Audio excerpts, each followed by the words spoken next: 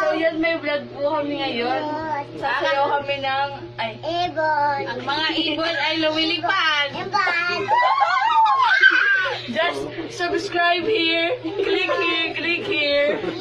Okay, let's go. Ang mga ibon na lumilipad ay mahal ng Diyos, hindi kumukupas. Ang mga ibon na lumilipad ay mahal ng Diyos, di kumukupas. Huwag ka na malungkot. Oh, praise the Lord. Ang mga isda na lumalangoy